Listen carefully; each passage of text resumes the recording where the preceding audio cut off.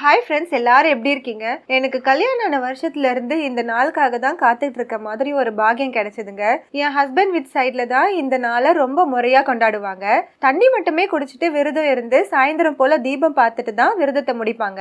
நான் இங்க வந்ததுல இருந்து என் ஹஸ்பண்ட் கூடவே சேர்ந்து இந்த ஒரு நாள்லயாச்சும் கண்டிப்பா விரதம் இருப்பேங்க. அப்படி முடியலன்னா கண்டிப்பா மௌன விரதமாச்சு இருந்துப்பேன். பாப்பா குழந்தையா இருக்கும்போது ஒன்றும் தெரியலங்க, ஈஸியா இருந்துச்சு. ஆனா இந்த டாட்லர் ஸ்டேஜுக்கு வந்த பிறகு இந்த மௌன விரதெல்லாம் மறந்துடணும். அவங்க கேட்குற கொஷினுக்கெல்லாம் நம்மளால எந்த விரதமும் இருக்க முடியாது போல. அதனால முன்னாடி நாளே சொல்லி வச்சுட்டேன். பூஜை பண்ணி முடிக்கிற வரைக்குமாச்சு கடைப்பிடிக்க முடிஞ்சது இந்த டைம். இன்னைக்கு படையலுக்கு சாதம், சாம்பார், கடலை வடை, கருணக்கிழங்கு பொரியல், அப்புறம் பால் பாயசம் வச்சாச்சு. ஈவினிங் போல இந்த புது ட்ரிக்கை யூஸ் பண்ணி பட்டுக்குட்டிமா கையை வச்சு எல்லாத்துலயும் கலைக்கிறதுக்கு முன்னாடி பட்டுன்னு அகல் விளக்குகள் எல்லாம் மஞ்சள் பூசி குங்குமம் வச்சுட்டேன். திருவண்ணாமலையில தீபம் ஏத்தின உடனே இங்க வீட்டுல விளக்கேத்த ஸ்டார்ட் பண்ணிட்டோம். ஒரு வருஷத்துல ஒரு தடவை தான் அண்ணாமலையார் இந்த அர்த்தநாதேஸ்வரர் கோலத்துல தரிசனம் கொடுப்பாரு. பார்க்கவே கண்கொள்ளா காட்சியா இருந்துச்சு.